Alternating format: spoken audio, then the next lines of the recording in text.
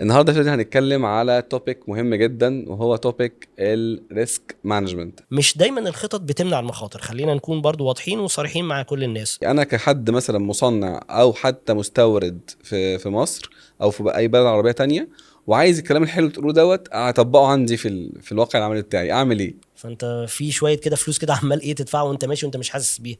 ده لمجرد ان حضرتك بس ما بتبصش على مبيعاتك وبتحللها.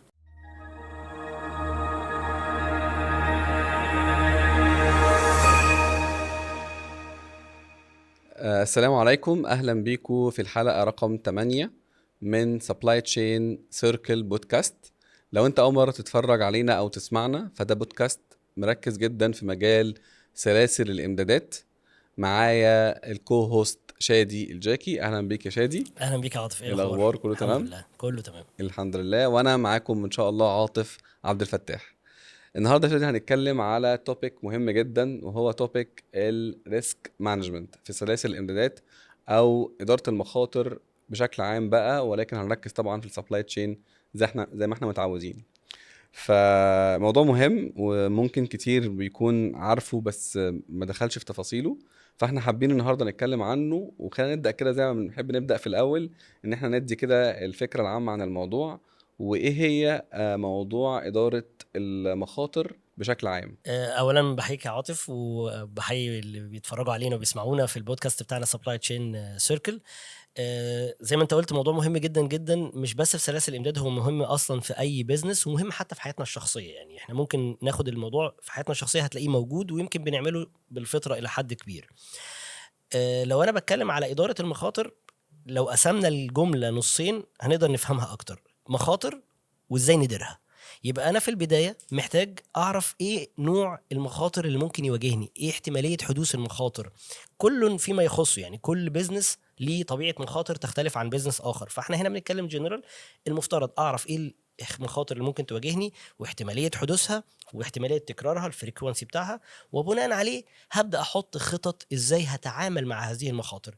مش دايما الخطط بتمنع المخاطر. خلينا نكون برضو واضحين وصريحين مع كل الناس. المخاطر في جزء منه تقدر تمنعه، وفي جزء كبير جدا ما بتقدرش تمنعه بنسبة 100%، فبتحتاج تقلله او تشوف هتتعامل معاه ازاي عشان تقلل السيفيريتي او الامباكت اللي ممكن يكون عنيف على البيزنس عندك، اللي احيانا ممكن يوصل ان يوقف البيزنس او يتوقف عن الاستمرارية عشان حضرتك ما كنتش مذاكر المخاطر اللي ممكن تواجهك، وبالتالي ما عملتش عمليات إدارية سليمة، ما حطيتش حلول بديلة عشان تواجه الكلام ده. زي حتى في حياتنا الشخصية، لما بتيجي كده مسافر انت والاولاد الاجازه، تصيف هتسافر بالعربيه، بتلاقي نفسك بالطبيعي بتعمل اجراءات كده في العربيه. بتطمن من الزيت، تطمن العجل او الكاوتش العربيه سليم، ضغط الهواء فيه سليم. شويه حاجات كده بنعملها. لو معاك شنط بتجيب مثلا حاجه هتحط فيها الشنط، لو هتربط الشنط بتجيب ستاند. شويه حاجات احنا بنعملها بالطبيعه او بالفطره زي ما بنقول، بس هي على فكره اداره مخاطر. عشان لا قدر الله انت مسافر، لو مثلا في كاوتش حصل فيه مشكله، العجله نامت زي ما بنقول، او لا قدر الله اتخرمت او حاجه، يكون معاك الستاند باي او الستبن زي ما بنقول. ده اسمه ايه؟ ريسك مانجمنت. انت بتدير المخاطر اللي بتقابلك عشان توصل باذن الله بالسلامه انت والاولاد للمصيف. عايزين نصيف بقى. ان شاء الله. يعني شكرا بجد، انت لخصت الموضوع بشكل سهل. وموضوع المصيف ده فكره حلوه لو حد حتى بره مجال وعايز يفهم ايه قصه الريسك مانجمنت، اعتقد ده هيفهمها. وخلينا بقى نرجع بقى للسكوب بتاعنا اكتر في السبلاي تشين. يعني بشكل خاص بقى انواع المخاطر اللي ممكن تقابل الشركات في سلاسل الامدادات.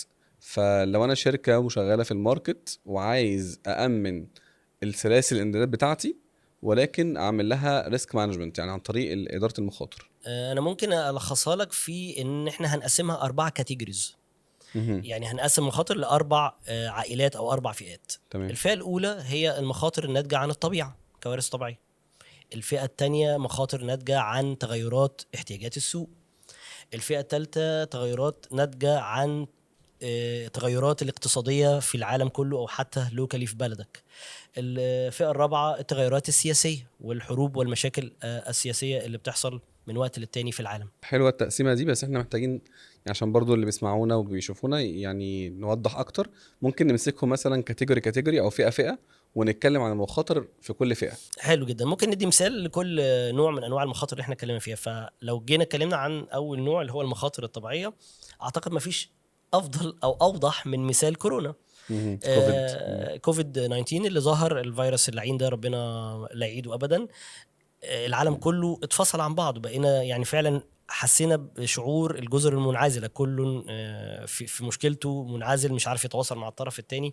فدي كانت تعتبر كارثه من كوارث الطبيعه. الزلازل والبراكين دي ممكن احنا في الدول العربيه ما بنحسش بيها قوي بشكل كبير، ربنا يحفظنا دايما يا رب. لكن في دول تانية في العالم بيبقى عندهم المشكله دي، بتاثر عليا انا بالذات. مثلا دوله زي البرازيل والصين بيحصل الكلام ده، بيأثر على توريد الخامات اللي انا بحتاجها منه. فانا كشركه بتستورد خامه اساسيه في تصنيع منتج ما، ممكن اعطل بسبب كارثه حصلت في دوله بعيده عني. فده نوع من انواع الريسك المرتبط بالكوارث الطبيعيه. امثله طبعا كتير. طب لو جينا اتكلمنا عن المثال او النوع الثاني من المخاطر اللي هي الناتجه عن تغيرات السوق، يمكن في بعض الصناعات ما تحسش قوي بالموضوع ده، وفي صناعات بتحس قوي بالموضوع ده. فخليني اتكلم عن الصناعات اللي بتشعر بالموضوع ده، اللي هي الصناعات اللي بنقول عليها ميك تو اوردر، المرتبطه بالاوردرات بتاعه العميل. فبيكون هنا الديماند دريفن، الديماند هو اللي سايق العمليه، فانت بتجري وراه، وعشان بتشيز. بس اوضح، ميك تو اوردر لو حد مش في المجال قوي، فهي ميك تو اوردر يعني انا بصنع لما بيجي لي الاوردر. بالظبط. تمام. حلو بيجي لي جدا. الطلب. بيجي لي الطلب في بيبقى جزء في الميك تو اوردر مرتبط باوردرات فعليه جايه من عملاء، وفي جزء مرتبط بالتنبؤ. يعني ما برضو بنحاول نعمل جزء من التنبؤ عشان اقلل الليد تايم، الوقت اللي انا هقدر اغطي فيه الاحتياج اللي موجود في السوق. فارجع للنقطه الاساسيه بقى، ان التغير اللي ممكن يحصل في السوق او في الذوق العام او في الثقافات، وبالذات في المجال التكنولوجي، التغيرات بقت سريعه جدا، والمنافسه بقت قويه جدا. بقى ممكن يطلع شركه منافسه تطلع بفكره جديده تاكل السوق زي ما بيقول، فده يعمل لك مشكله. طب انا الخامات اللي عندي، طب المنتجات اللي بقت اللي اوريدي صنعتها كنوع من انواع التنبؤ هعمل فيها ايه؟ فده ريسك، ده خطر كبير جدا. فلازم تدرس السوق. ممكن نبقى نوضح دي قدام شويه، ازاي نقلل من الامباكت او الضغط العنيف اللي ممكن يحصل في البيزنس بسبب التغيرات اللي زي دي. تمام. يعني احنا كده قلنا حاجتين، قلنا حاجات ليها علاقه بالطبيعه، كوارث طبيعيه، وقلنا حاجات ليها علاقه او كاتيجوري تاني خاص بالسوق وتغيرات السوق. بالظبط. تمام. نيجي نتكلم عن النوع الثالث، الفئه الثالثه. انا مش فاكر الترتيب يعني دلوقتي، هقول لك اللي هي المشاكل السياسيه والحروب. كلنا شايفين الموضوع بتاع روسيا واوكرانيا والمشاكل اللي بينهم والتاثير على سلاسل الامداد.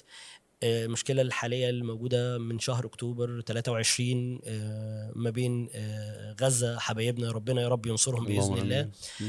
احنا كلنا سبورت غزه وفلسطين اكيد طبعا. فطبعا ناحيه السلاسل الامداد ده مأثر علينا بشكل كبير جدا. وقناه السويس اقرب حاجه للموضوع ده، اثر جدا على مرور او السيوله في الشحنات.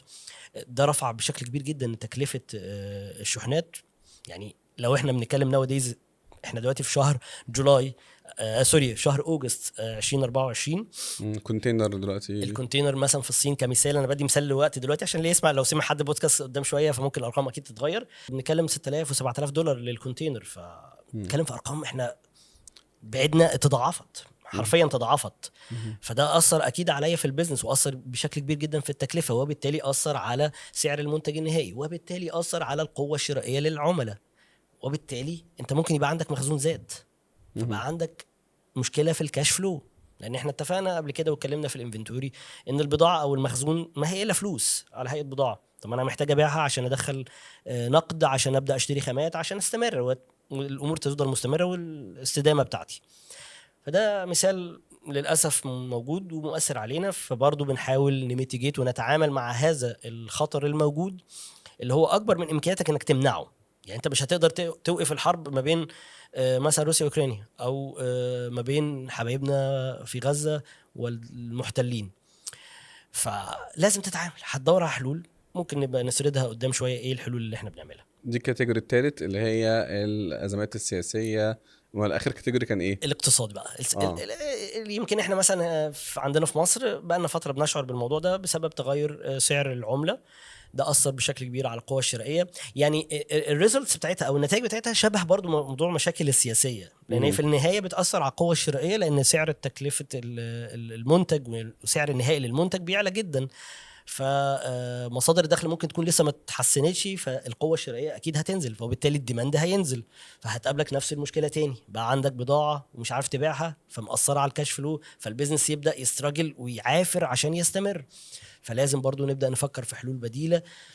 هنتكلم برضو عن حلول ان شاء الله، هندي روشتة نساعد بيها كل اصدقائنا يفكر ازاي في الحلول باذن الله. فاحنا كده شادي قلنا انواع المخاطر اللي بتقابلنا في السلاسل الامدادات. تمام. انا بس حابب ارجع تاني لموضوع الكورونا، لان ده مثال احنا كلنا عشناه واي حد عارف الامباكت كان عامل ازاي. بس انا عايز اخد برضو البعد اكتر الخاص بالسبلاي تشين او تاثيره على سلاسل الامدادات كان عامل ازاي كمخطر من المخاطر الطبيعيه. حلو جدا. الكورونا ده مثال زي ما احنا قلنا في البدايه، يعتبر مثال قوي جدا لفكره الكوارث الطبيعيه. انا يعني صادف في الفتره دي كنت في شركه في مصنع حديد، وكنا في فتره الكوميشننج، فتره يعني خلاص ما قبل الانتاج. فكان في اوردرات كتيره استيراد من بره، واللي شغال في صناعه الحديد عارف ان في بعض مستلزمات الانتاج احنا غالبا بنستوردها من بره. فكان المورد الخاص بينا او المصنع اللي بيصنع لنا الحاجات دي اللي احنا بنستوردها من ايطاليا. وطبعا اكيد انت عارف ايطاليا في الوقت ده كانت من اكتر دول العالم كلها للاسف كانت حاجات كتيره جدا. بالظبط اللي اتاثرت بشكل كبير جدا، وقفلت مصانعها وحصل عزل في البيوت، وكانت قصه كبيره. فكانت تخيل البضاعه موجوده، جزء من ثمنها مدفوع والديل معمول وكل حاجه تمام، بس المصنع مش عارف يوردها لي. وما نقدرش طبعا نلومه، دي حاجه جلوبال عالميا. فكان لازم ادور على حلول بديله سريعه، عشان احنا عندنا تايم فريم ان احنا ندخل الانتاج. ما خانتنيش الذاكره، كان المفترض في شهر جون 2020 نبدا باكوره الانتاج عندنا في المصنع. فكانت ليا تجربه جيده بفضل الله، يعني بعتبرها من احد السكسس ستوري في حياتي المهنيه، ان احنا بحثنا عن حد لوكال، بدانا نعمل ريفيرس انجينيرنج، هندسه عكسيه، وحاولنا بذلنا من الوقت والمجهود والتكلفه برضو عشان ما انكرش يعني، لحد ما قدرنا نعمل حاجه قدرنا نكمل عليها، وكانت تجربه بفضل الله ناجحه. ممكن برضو نخصص لها يعني جزء او حلقه نتكلم على فكره اللوكاليزيشن قدام عاطف ان شاء الله. طب انا حابب برضو يعني اخد الموضوع للخطوات العمليه بعد الريسك مانجمنت. يعني احنا اساسا عملنا، انت اوريدي حكيت ان بيبقى في ريسك ونعرف ايه هي الريسك اللي موجوده، نعمل لها تقييم بحيث نرتب اولوياتنا، نعمل ويت، كل الكلام ده.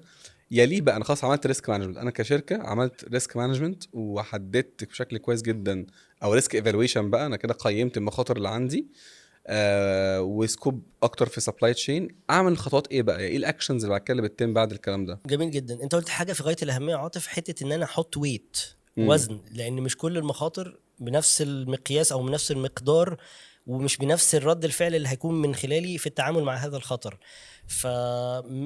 كمثال يعني عارض كده، لو انا شركه مصنع كبير وعندي بنود بنشتريها بشكل مستمر زي حاجه البوفيه، الادوات المكتبيه، دي بالنسبه لي حاجه مهمه طبعا، بس مش الامباكت بتاعها مش عنيف على البيزنس يعني.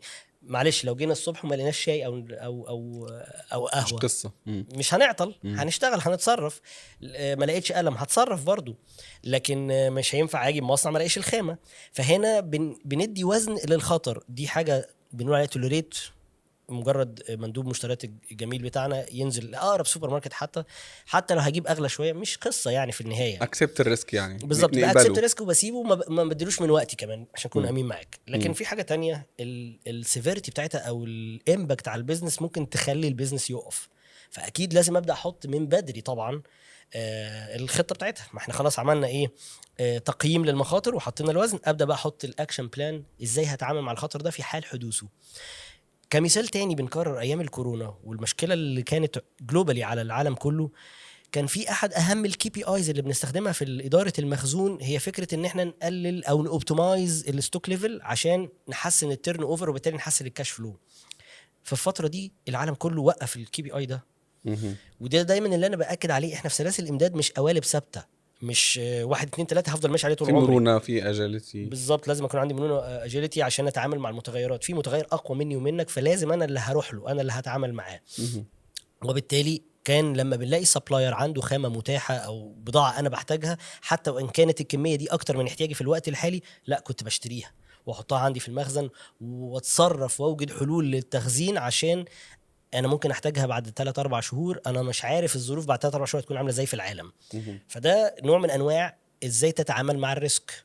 ممكن تعمل حاجات مكلفه، ما انت لما بتخزن بترفع قيمه بتزود تكلفه. تكلفه التخزين، بتخنق الكاش. بس انت بقى هنا بنعمل تريد اوف، مقايضه، تتكلف اكتر وتامن نفسك عشان البيزنس يستمر، ولا تقول لا انا هتولوريت واتعامل مع الريسك ده. اعتقد في الحاله اللي انا بقولها اكيد كلنا اتجهنا لفكره زياده المخزون ونامن البضاعه اللي موجوده عندنا.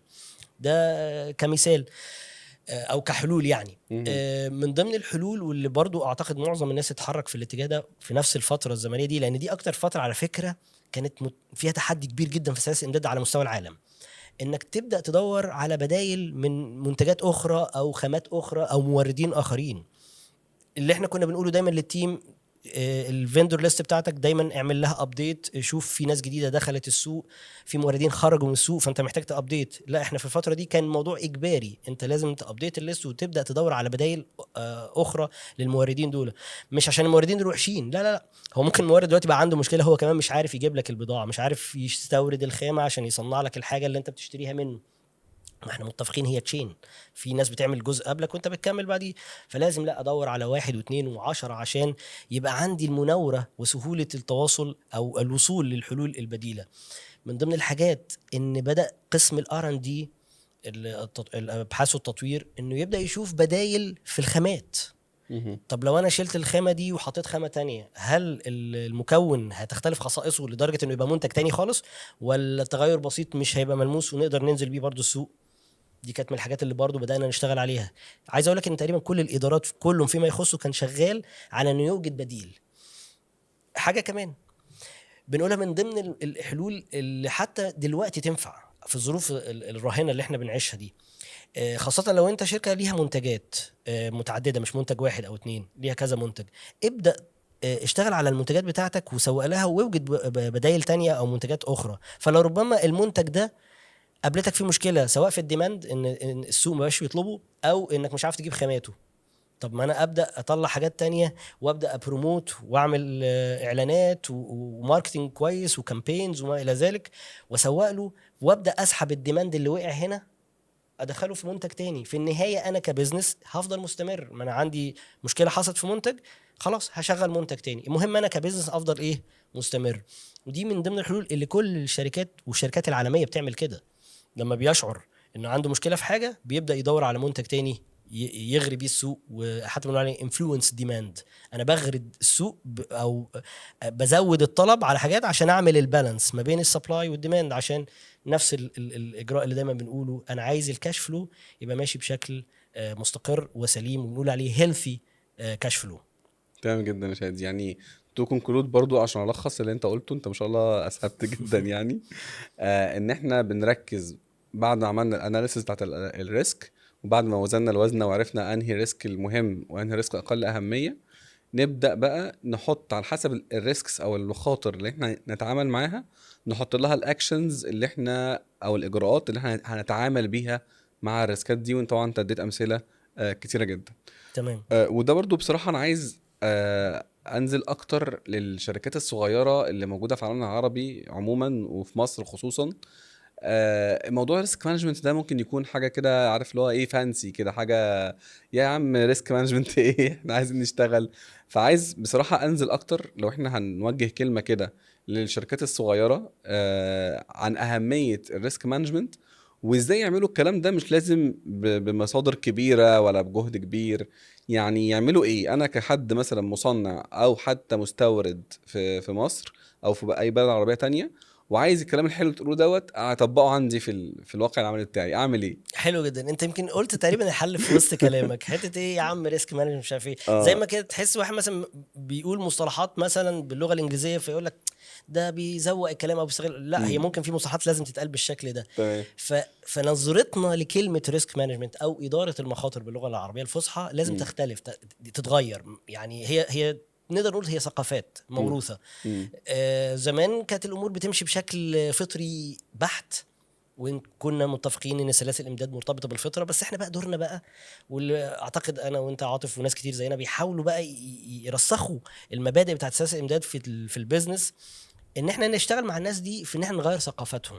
الموضوع مش سهل، الموضوع صعب جدا، خصوصا لو بتكلم حد سنه كبير، زي ما بنقول كده مدرسه قديمه، ما درسش اصلا سلاسل امداد، او لفظ سلاسل امداد بالنسبه له يعني حاجه مش مفهومه او مش طبيعيه او مش منطقيه. فده انت هتعاني معاه طبعا عشان تبدا تفهمه. فده اول تشالنج، ان انت تبدا تشتغل انك فور اكزامبل كمثال الموردين المحليين بتتعامل معاهم. عايز اقول لك ان الشركات حتى المالتي ناشونال في جزء من الموردين بتوعهم الناس اللي بنقول عليهم التجار العاديين، واحد عنده ورشه، صح. ممكن ورشة يكون صغيرة ورشه صغيره، بسيطة. ممكن ما يكونش متعلم على فكره، يعني ممكن ما يكونش بيعرف يقرا ويكتب، مهم. بس هو بالنسبه لك بيعمل لك منتج مهم جدا في الصناعه عندك.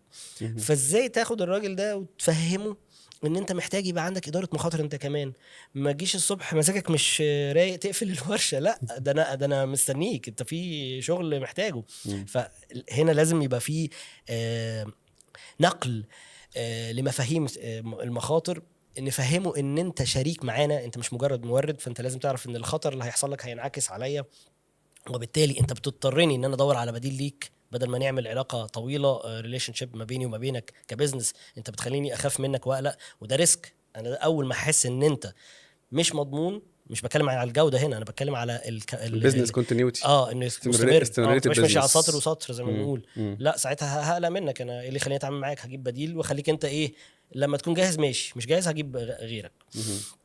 فدي اول تحدي لازم نشتغل عليه. لو جينا اتكلمنا بقى على الشركات الصغيره اللي ممكن فيهم ناس ويل ادوكيتد وفاهمين الموضوع ده، بس ما عندوش الخبره في ادارتها ولا القدرات حتى الماليه انه يخصص القصه دي، انا بنصح ان انت تنقل الموضوع زي ما نقول كده ايه، بنحط الريسك على غيري. هجيب واحد كونسلتنت، هجيب شركه تعمل لي القصه دي وتعمل لي اداره مخاطر وتعلم الناس عندي لفتره زمنيه، وبعد كده ابدا انا اهاير ناس واعمل اداره منفصله اداره المخاطر، واجيب ناس برضو اكسبيرينس عندهم الخبرات.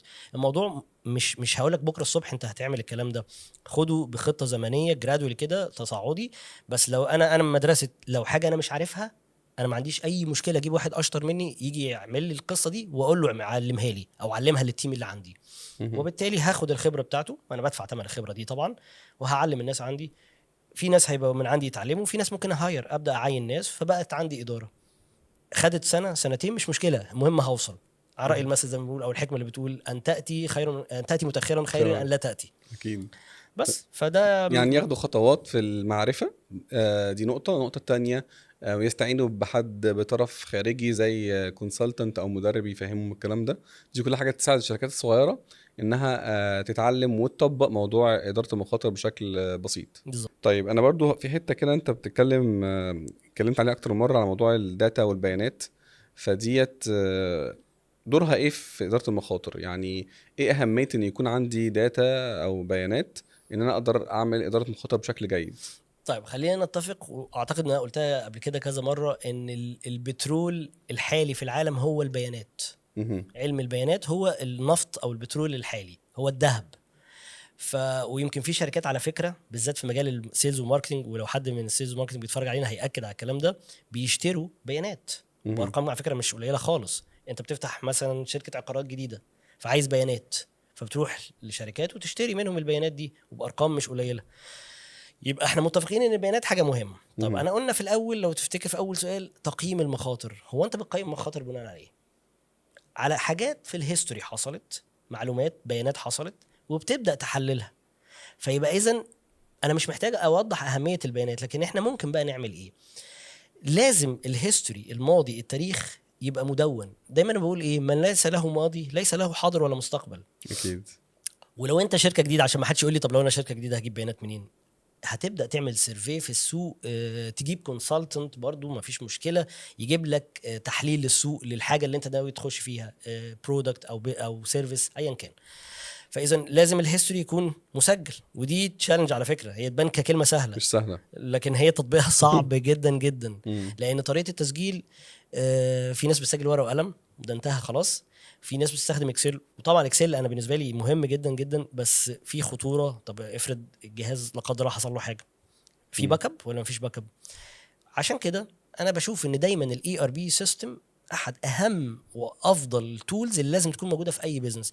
مش بقول لك على اي ار بي بعينه، في مستويات للاي ار بي من اقل ليفل لاعلى ليفل. انت على قد امكانياتك اشتري المستوى اللي تقدر تبدا بيه.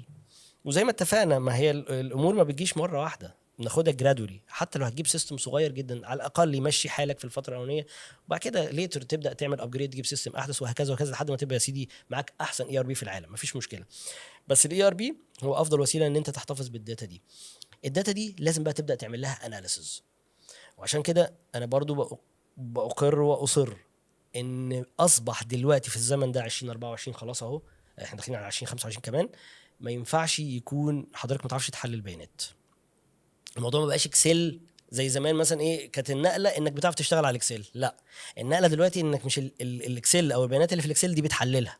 وفي برامج كتير بقى، في باور بي اي كمان، في بقى تتعلم لغه بايثون، لغه سي، ايا كان بقى الليفلز بتاعت الداتا. فانت لازم تتعلم ازاي تحلل البيانات دي، عشان هي اللي هتطلع لك الانسايتس اللي هتساعدك على التنبؤ. ما فيش حد هيتنبأ وهو ما عندوش معلومه مسبقه.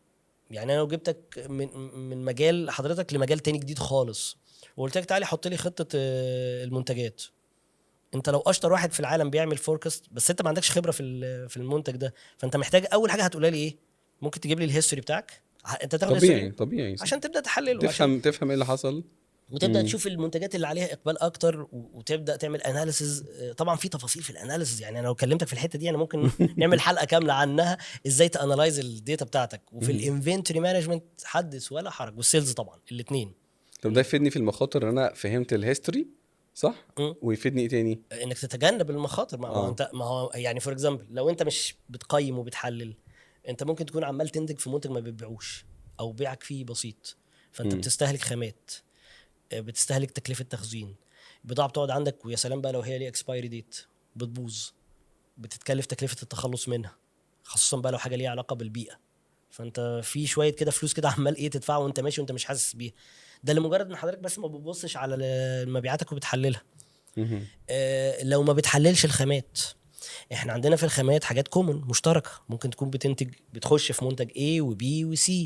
طب الخامات دي محتاجه تعامل مختلف، ما ينفعش اعمل خطه ل A وخطه ل B وخطه ل C لحاجه كومن، لا لازم اخدها واعمل لها حاجه بنقول عليها الكميه الاقتصاديه. ده بند يوفر عليا تكاليف، لانه داخل في كذا حاجه، اقدر اعمل له حسبه مستقبليه انت هتحتاج منه قد ايه، فاقدر اعمل لك حسبه التكلفه الكميه الاقتصاديه، فادي فرصه للراجل بتاع المشتريات انه ياخد ديل احسن بتثبيت سعر اطول بديسكاونت افضل. قصه ده كل ده بتعامل مع ريسك. طيب نفس المثال بتاع الكومن ايتمز في الخامه دي واضح تلاقي من التحليل انها خامه مهمه، يبقى انا محتاج اعمل لها مخزون امان. ده مش اسمه ريسك مانجمنت؟ ان انت تعمل مخزون امان عشان تامن نفسك من احتماليه شورتج او العجز اللي ممكن يحصل. فده مش هيضرب لك منتج واحد، هيضرب لك 3 منتجات، ده على المثال اللي انا قلته يعني. فهنا انت محتاج تحسب الريسك حتى ليها معادله. يعني احنا بنقول الريسك بيساوي احتماليه الحدوث في السيفيريتي، في الشده، في قوه الحدث ده او عشان الخطر تقيم الريسك دوت يعني. بالظبط. وبالتالي بتبدا تاخد عليه قرارات، فتقييمه مع تحليله يدي لك احسن خطه للتعامل معاه او منعه لو ربنا اكرمك بقى وقدرت تمنعه نهائي. توقفه خالص. تمام جدا. طيب يعني انت برضو في كلامك تطرقت لحاجات انا كنت حاططها سؤال تاني، اللي هي التكنولوجيا بقى عموما. يعني انا دلوقتي التكنولوجي بشكل عام تفيدني ازاي في موضوع تجنب المخاطر دوت واداره المخاطر بشكل بروفيشنال زي ما كنت بتتكلم؟ يعتبر انا جاوبت جزء منه اللي هو خاص بالاي ار بي والاكسل وده لازم، بس انا حابب انا بقى اسالك في الحته دي. يعني انت ما شاء الله في مجال الاي اي، تمام. اعتقد الاي اي ليه دور دسم في الحته دي. اكيد. يعني هو الاي اي بشكل عام في سلاسل الامدادات ميزته ان هو بيبص على الهيستوري بالكامل ويقدر يفهمه ويقدر من خلال الهيستوري بقى ده هو يديك ريكومنديشنز. يعني هو فكرته كانوا بيسيميليت طريقه تفكيرنا، ولكن طبعا بداتا اكتر بكتير. فانت عندك بقى لو في عندك مبيعات، لو عندك المخزون، لو عندك حتى الحاجات الخاصه بالظروف الاقتصاديه اللي موجوده، ممكن تدخل انبوتس كتير جدا جدا جدا في الاي اي وهو يفهمها. وبعد ما يفهمها تقدر بقى انت تتكلم معاه، سواء لو بنتكلم عن جين اي اي يعني تقدر تتكلم معاه وتاخد تدي معاه من فهمه للداتا دي، او تطلب منه انه يعمل لك اناليسز، او تطلب منه ان هو يعمل لك الريسك اسسمنت بشكل كامل. يعني يعمل لك بشكل كامل وقوي جدا على حسب طبعا النمبر اوف توكنز او الوحدات اللي انت هتستهلكها، وحسب الموديل اللي انت شغال بيه. ف... فلا طبعا ديفنتلي موضوع الاي اي ده هيبقى اكبر بكتير، واستخدامه في سلاسل الامدادات هيبقى قوي جدا على الريسك مانجمنت بحاجه كبيره جدا، وعلى طبعا الفوركاستنج والانفنتوري مانجمنت وبقيه الحاجات التانية. طيب حلو قوي. انت عارف احنا كل مره في البودكاست بنتكلم عن حاجه لها علاقه بالانفايرمنت والبيئه والسستينابيلتي. فانت شايف ان الريسك مانجمنت وعلاقته بالبيئه عباره عن ايه، او السستينابيلتي ازاي الريسك مانجمنت يخدمنا في اهدافنا في السستينابيلتي؟ احنا قلنا كتير ان السستينابيلتي 3 ركائز: ركيزه خاصه بالبيئه، ركيزه خاصه بالسوشيال لايف للموظفين، ركيزه خاصه بالبروفيت. فخلينا نتكلم على البيئه كتخصص اكتر. يعني ايه علاقته بالريسك مانجمنت؟ طالما انا مؤمن بفكر السستينابيلتي والاستدامه، ومؤمن بدوري في المجتمع ان انا ما اعملش حاجه او انتج منتج يضر البيئه، يبقى انا محتاج اتعامل بقوانين معينه او بخطوات معينه عشان اامن الجزئيه دي. طيب، اي حاجه في الدنيا يا عاطف، اي حاجه بمعنى اي حاجه فيها ريسك. انت لو رحت من مكانك للثلاجه تشرب ميه، في ريسك. من ابسط حاجه اهو. يبقى عشان اطبق نظريات السستينابيلتي واحافظ على البيئه ففي ريسك. كمثال، لو انا عندي منتجات ضاره او منتجات خطره زي ما بنقول، ضرر البيئه قصدك؟ ضرر البيئه وضرر الانسان عموما يعني، تمام. دي طبعا ليها تناول معين في التخزين. يعني في ريسك. اذا انا محتاج طرق تخزين تضمن هذه البضاعه. حتى طريقه الاطفاء للمواد الخطره دي ليها تعامل مختلف عن المواد العاديه، وبيكون ليها فلاش بوينت معينه ممكن توصل لها لا قدر الله يحصل اشتعال. يبقى انت من ضمن الريسك مانجمنت انك بتطلب السيفتي داتا شيت بتاع المنتجات دي، عشان في حاله الامرجنسي ازاي هتعامل، الريسبونس هيكون ازاي، طريقه التخزين هتكون ازاي، طريقه الهاندلنج هتكون ازاي. يمكن لو هطلع بره شويه حته كده، بس هي مرتبطه بالموضوع برضو. انت لما تشوف العربيات اللي بتنقل مثلا الديزل او البنزين او المواد الخطره، مش بتلاقي كده على التانك بتاع العربيه علامه الجمجمه والاكس دي عليها؟ تكلفه نقل البضاعه دي اغلى بكتير من تكلفه نقل اي حاجه تانية، حتى لو الحاجه التانية اتقل منها كوزن. لان هنا في بروتوكول تاني خالص. هنا زي ما بنقول كده الغلطه بفوره، فما ينفعش نغلطها. فهنا بنتعامل بشكل مختلف. ده مش ريسك مانجمنت، ده ريسك مانجمنت، وليه مردود ايجابي لما تتعامل صح على البيئه، ليه طبعا مردود ايجابي. طيب سيبك من كده. في الصناعات بالذات الصناعات الثقيله بينتج بعض المنتجات او بعض الاوتبوتس اللي بتطلع من الانتاج اللي هي ليها ضرر لو سبتها في الهواء الطلق كده، فانت محتاج تتخلص منها بشكل امن. التخلص منها بشكل امن ده ليه تكلفه، فده ليه ريسك مانجمنت، فليه في كوميتي، في لجنه بتبقى متواجده، بيبقى في تواجد من الحكومه في التخلص من مثل هذه الاشياء بالشكل الامن. بيبقى في مدافن بتروح تدفن فيها الحاجات اللي ضاره دي، فده اسمه ريسك مانجمنت. ما هو انا لو مش مؤمن بالسستينابيلتي هعمل ايه؟ هتخلص بيها في اي طريقه، في اي حاجه، صح؟ هنا بيخش الضمير. لكن لو احنا مؤمنين باهميه السستينابيلتي ومؤمنين ان لو انا خلفت ضميري وتخلصت بشكل غير امن، يوما ما هترد عليا. ما هو الضرر في البيئه هو ضرر على الكل، يعني مش هينقي ناس بعينها، صح. هيشيل الكل. فاحنا محتاجين يبقى عندنا برضو، هنرجع لفكره الثقافات والمنتاليتي بتاعت الناس اللي شغاله في البيزنس، ان دي مش حاجه رفاهيه زي ما الناس بتبص سستينابيلتي ايه وجرين ايه وبتاع ايه. بس الوعي بدا يزيد بصراحه برضه، الحمد لله. الحمد لله. يعني الوعي في موضوع البيئه ده بدا يزيد، والناس بدات تبص للموضوع بشكل مختلف طبعا دلوقتي. بالظبط. في ناس كانت مؤمنه من زمان وفي ناس بدات تؤمن بالكلام ده بعد ما بدات تشوف النتائج. التغيرات الجويه اللي احنا فيها، بالظبط. التغيرات المناخيه. يعني احنا بقينا حر مش طبيعي. يعني مم. بقينا جو حر جدا، مم. والشتاء انا من الناس اللي بتحب الشتاء. مم. الشتاء بقى اسبوعين في السنه. ومشاكل الشواطئ اللي بدأت تكون اه موجودة، يعني بالظبط. في حاجات امباكت سبحان الله، علامات كتير بتأكد ان لا يا جماعة خلي بالكم من بالظبط. البيئة. خلي بالكم ان الطبيعه اقوى منك. سبحان الله. يعني احنا مش عايزين ننسى دي، ان مم. في الاخر الطبيعه مم. اقوى مننا واحنا محتاجينهم. في الحقيقة أشكرك يا شادي بجد على الفلو بتاع الانفورميشن، يعني بتتكلم بسلاسة كالعادة بحاجة جميلة وسهلة. تسلم. الموضوع مع ان الموضوع ده على فكرة كبير للريسك مانجمنت، فأشكرك جدا عليه، ونشكر الناس اللي بتسمعنا وتتفرج علينا. ان شاء الله هيكون في حلقات تانية في السبلاي تشين سيركل، واستنونا على خير بإذن الله. شكرا لكم والسلام عليكم.